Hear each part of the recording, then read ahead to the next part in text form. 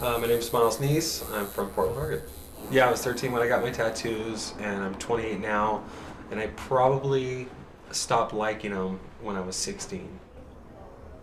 I got the tattoos because I was young, kind of in a gang, and everybody was getting them, and it was just kind of what in the early 90s Portland was a different place.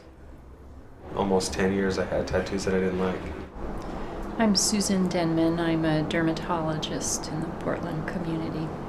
The project to remove tattoos is called Project Erase, and it was born 14 years ago out of a study group at the Oregon Psychiatric Association.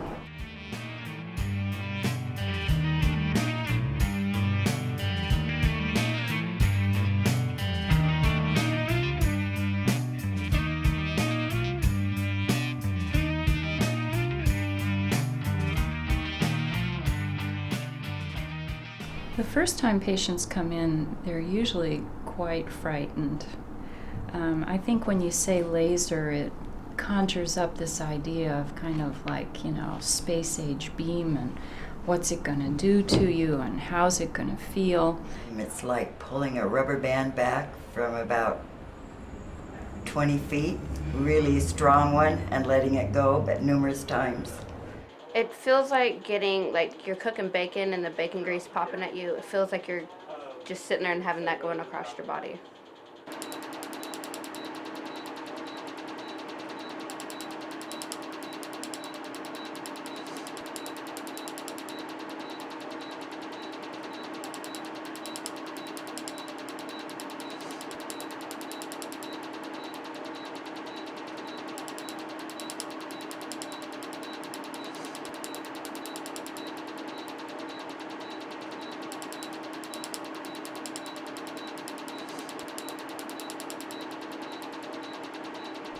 Before we had this method, the methods we had to remove tattoos were truly medieval. We used to take salt and rub it into the skin until we wore away enough of the skin that we got down to the tattoo.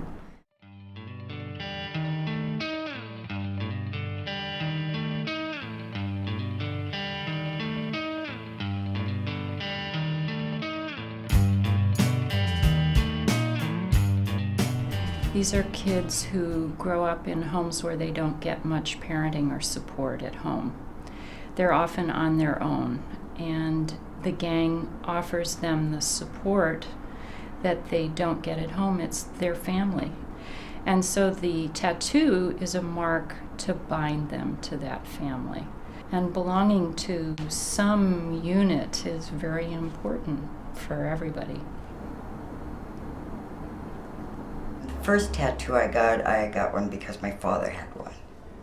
And then later it was behind peer pressure, I guess. My older brother was in the gang, so I kind of idolize your older brother, and you think he knows what's right, and so you just kind of do what he does.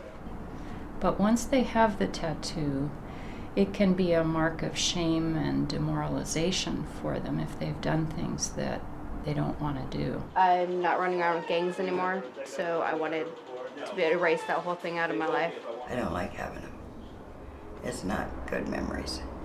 Yeah, I wouldn't have to look at them and remember. I think it will further disconnect myself from that lifestyle. There are lots of kids out there that want to get away from what they're doing. And I had one boy, 14 years old at Hillcrest, who had a tattoo that indicated he'd done some violent crimes that he had to do to enter the gang. And he was so shamed by this tattoo.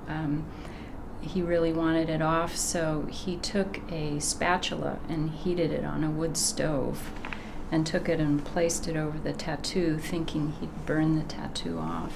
I've been in a Safeway with shorts and a t-shirt on with all my tattoos out, and they treat you different. They just treat you different. They treat you different because a lot of times when I go in and it's slacks and a tie, you get treated one way, and t-shirt and a shirt, you get treated a totally different way.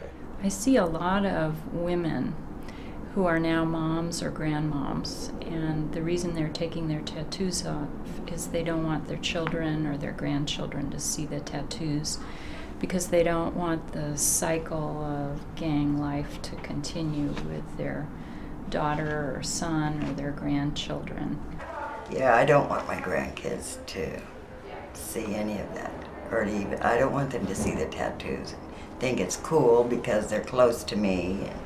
I definitely think it will set a better example for them to see me regret what I did and take care of it, and they'll know that they shouldn't get one because of all the trouble I had to go through to get mine removed. So hopefully it does set a good example for them.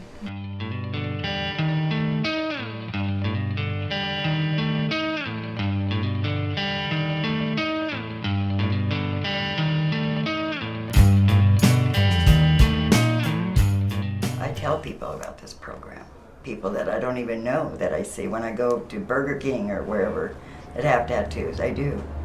I just graduated and I'm now taking x-rays, what I've always wanted to do. I'm actually going to be getting my degree in mechanics. Oh, I want to open a website. I want to have a good news website, and then where people can go on and just read about good news, and then have a link to some volunteer opportunities that are happening like immediate right then. I've always been interested in transformation and what it takes a person to decide they're going to start on that road to recovery, and it's always very inspiring.